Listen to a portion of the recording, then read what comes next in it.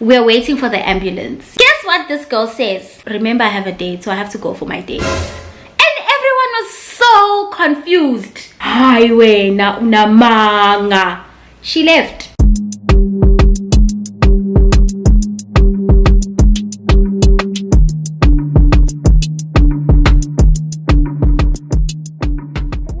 Hi guys, welcome back to my channel. If you're new to this channel, thank you so much for choosing to watch this video. And if you are a returnee, a golden oldie, thank you so much for choosing to watch another video. I really appreciate you. If you've seen some of my story times, you already know that it's about to go down. I was trying to watch TV actually, and I don't know, my brain was like, do you remember when? Do you remember when this happened? And I'm like, actually, I should tell the story right now. Where were you? Where were you? Yeah, friends, ne? Wait, before we continue, if you're not subscribed, please subscribe to my channel, like my shit, check my other shit out, and yeah, leave a comment at the end of the video. I really would appreciate that. I'm not sure where to start. A lot happened that night actually. It was a few years ago. I was still in varsity. I was still at Fitz, and you know, in varsity we have friends and our friends have friends, you know. And at that point I was living with one of my friends in the same building. She obviously had her friends on the side, and you know, I got to meet most of them, if not all of them, around the same time that I like kind of got to know her. I met this one friend, ne? Hey guys, friends. I met this one friend, and we just ended up spending a lot of time with this particular friend. And you know, I believed at that time that all of her friends were like great people, man. They had vibes, they were vibey, but there were some things that they would do that were pretty questionable, you know. That year I had just started smoking weed. It got to a point where I kind of was overdoing it, so I started tripping at some point, and I would have these bad trips. And because you're not really sure what's going on, sometimes it's really hard for you to stop a bad habit. I'm not sure how to put it, but that's what I was going through at that point. I was not recognizing the fact that weed was not good for me at that point, or it could have just been the weed that I was buying, because remember, there's like different kinds. Some stashes are like laced with something else, you know. You might not know that, and it might give you like a really bad trip. So I would sometimes get these really bad trips. So one night I had smoked weed. Like it was one of those, it was at the beginning stages of like tripping, smoking weed, and realizing that you're having a bad trip. I think that was like the second time, if not the third time it was happening. And sometimes when I would do that, I didn't want to be alone, because it's like I don't want something to happen to me and I'm alone and no one can help me. So I would literally go to my friend's room, and I would tell her that, listen, I am tripping. I would try and remain as calm as possible, because if I get scared and you get scared, then I get scared some more, and it's like, what the fuck is going on? It just heightens everything, and it just makes everything worse, I'd like to believe. That's the only thing that makes sense in my mind. So you know what, just try act as normal as possible. You're not gonna die, you're just having a bad trip, but still it would feel like a mess, okay? So I would go to her, and you know, I would sit. Literally the only thing that would help most of the time was just being in a social space and, you know, having conversations. Yes, I feel like I'm dying right now, but it's better than being alone, you know. When I went there, the friend that the story is about, she was there, ne? She mentioned that she had a date. She had to go on this date with this guy, and they were going to go to like the local KFC. We lived in Bram, right? So you know where the KFC is in Bram, and that's where they were going to meet later that night. Yes, because all of this happened like in the evening / night. cool, grand, sharp. When I get to like her room, because I had been alone when this happened, when I started getting the episode, I was outside. So what I would do, there's this weird thing that I do when I'm hiding. I love being outside. So I would normally smoke, get high, leave the building and go buy munchies. That particular evening I went to Muchachos. When I went to Muchachos, I was suffering, especially like when I was outside. I would feel like, you know how claustrophobia works?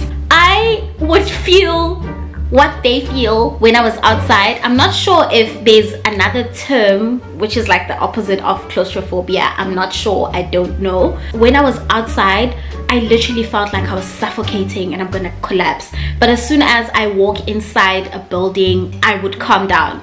I get to my room and I try eating and I literally feel like I am getting strangled. And I'm like, oh my god, what the fuck is going on? Today it's worse. Also, why was I smoking when I realized that this thing was not working? I really don't understand. I stopped eating because it's like, this is not working. I'm not enjoying this trip. I go to her room and I sit down and I'm like, oh, I'm having an episode.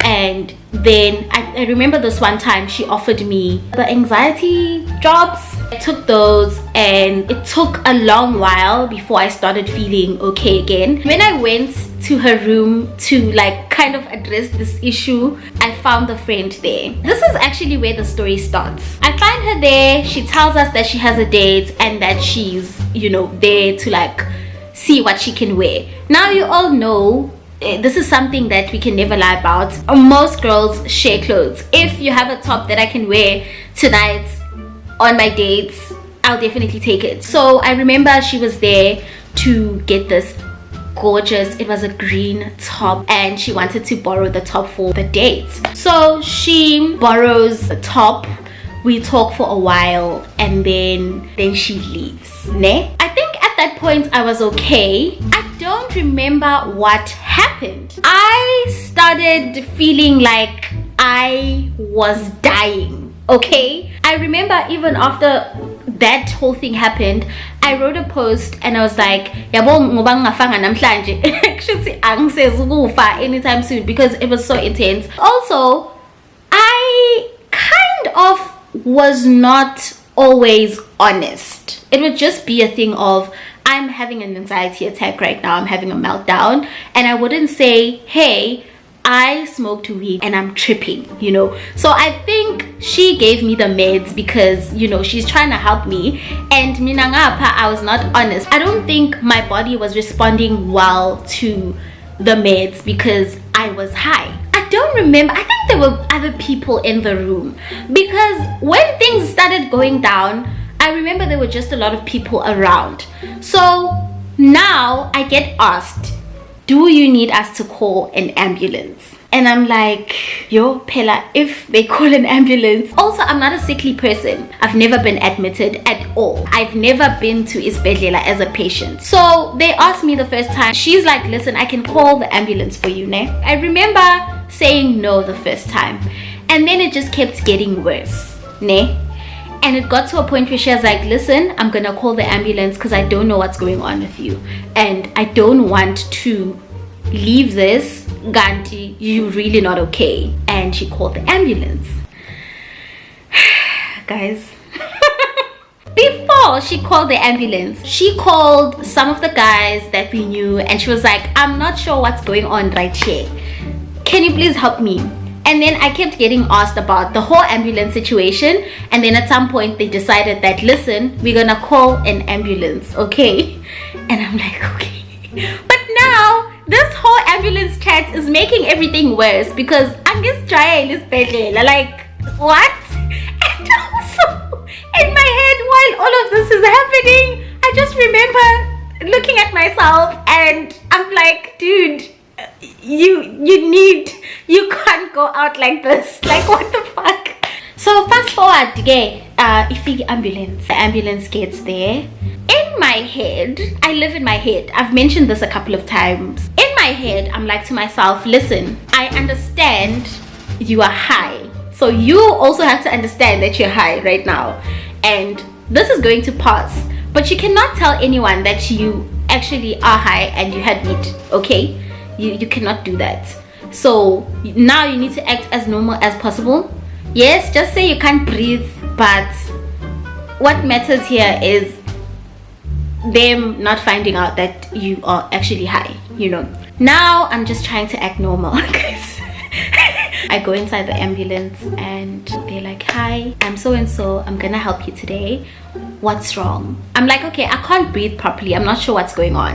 And I'm as calm as, but they probably could tell, because you know, professionals know stuff, you know. They probably could tell that this one is high. But I tried, I really tried. They check everything and they're like, there's nothing wrong with you. Then they asked if I wanted to go to the hospital. They explained that if they take me to the hospital, I'm obviously gonna have, oh, they asked me about the medical aid situation. I didn't have medical aid. And then they explained that if they take me to the hospital, I think at that point it was 1,500 rands to take me to the hospital. That's how much I would pay. And at that point, oh, I'm a NSFAS recipient, where am I gonna get 1,500 rands? And I was like, okay, I don't see the need for me to go to the hospital if you say there's nothing wrong with me. And we cut the conversation short. After that, I got off and they left. Guys, akuphelanga 5 minutes. Did we go upstairs? The friend of my friend was gone at that point. She was like long gone to get ready for the date, right? Let me tell you, 5 minutes didn't pass. I promise you, my friend has an asthma attack. Yeah, it was bad. She can't breathe now. Everyone is like, what the fuck is going on? Now, I'm okay, you know? Like, I got off the ambulance. I was like, listen, you can't do this. This is old now. You need to wrap it up. Hyping myself up that, listen, you have to snap out of it now. Not even 5 minutes passed. I promise you, literally, the ambulance drove off and she had an asthma attack. It was scary. She didn't have her pump in the room. And everyone is like, shit, fuck, what's going on? And I remember at that point, I can't say we were tight like that because we had just gotten like to know each other. Obviously, the friend that had just left was, I think she was one of her oldest friends. We tried to call the ambulance again. And I think they said they were coming, but it took like a good 45 to an hour and they were not coming. And except Sugumanch, I think when the ambulance got to the building, for me, I think it was around 9 or like just after 9. Or was it after 8? But it was already late. So, ooh, buzz. Yes, I do consider her my friend at that point. But I feel like if you're friends with some people but you haven't known them long enough to like know everything. I knew she was asthmatic and I knew that she used an asthma pump from time to time, and I think she did mention that she forgot it and stuff like that. We called a friend. We're like, listen, this is happening right now. Can you please come over and help us? She's like, okay, I'm coming. She comes over and she's like, have you called the ambulance? We're like, yeah, we called the ambulance. We're just waiting for the ambulance. It got worse by the minute. It kept getting worse while we were waiting for the ambulance. Remember, right now, we're kids, guys. So we don't know, isn't it about CPR? We don't know what to do in this situation. At some point, I remember we carried her downstairs. We put her by the entrance. We're waiting for the ambulance, you know. Guess what this girl says? Akira Mugelings is ready for her dates. She's like, I'm gonna check up on you guys. I have to go. Remember, I have a date, so I have to go for my dates. I don't think the venue for the date was going to be KFC. I remember her saying they're just gonna chill at the KFC because at that point that's what was open. We're just gonna chill at the KFC. We're gonna meet up. I'm not going far. And everyone was so confused. I'm not going far. If you need anything, please let me know. And everyone was just so confused. Right now, as we stand right now, she's fainting every 5 seconds. And we are trying to keep her alive. We are trying to keep her alive until the ambulance gets here. You, right now, at this point, You are the one that has known this person for longer than all of us combined. We are like, what do you mean? What do you mean? She kind of didn't give us a chance to kind of like react to what she was saying. She said that and she did. She said, listen, I have to go meet this person. I won't be too far. If you need anything, call me. And she did. Yeah, Avangani. I will never forget that moment. We were just so confused. Everyone was like, you know how guys are just guys. But even in that moment, the guys were just so confused. Like, how do you say that? Like, how do you say that? After she leaves, I think we wait for like another 15 minutes. It just keeps getting worse. I don't remember who suggested that we take an Uber to Parktown. We get an Uber, we carry her again. One of her friends showed up. Actually, it was now me, her, and one of the guys that we lived in the same building with. Yeah. She stops breathing. She stops breathing. I don't remember for how long. But at that point, it felt like it was for a long time. And everyone is like, you cannot do this. Not now. Why are you doing this right now? We tell the driver that, listen, this is our situation right now. If you can drive like the taxi drivers that drive in CBD, do it right now. Do it for us. We get to the hospital, we get her checked in. We obviously wait for her. Her best friend was with her. I stayed with the guy outside and we just waited. Everyone was just overwhelmed. So at this point, I don't really remember what happened after. I'm not sure if we left her at the hospital or if we left with her. Fast forward to later, because now it's in the AMs. I think we spent a couple of hours in the ER, and it was when we came back to our building, it was already in the AMs, and everyone is like, guys, wait, do you remember? Even the friend, like my friend who's her friend, was like a bit like shocked by the whole thing. She was like, I was so confused, like what if I actually died? And when you're on the dates, before I forget, she would call in and be like, hey, how's everything going? Ma'am, are you okay? Yeah. She called twice and it got to a point where everyone was like, no, let's not entertain her. This is bullshit. Because what do you mean you went on a date and you literally left your... Because as I did say, the other girlfriend, she came after she had left. So meaning right now, she left. She was the only friend that was actually her friend, and she had known her for longer than all of us combined, and she literally ditched her friend. Now me being me, because nami papa, I'm like, actually no, I have to talk to her. I need to see her, I need to talk to her, I need to understand. Oh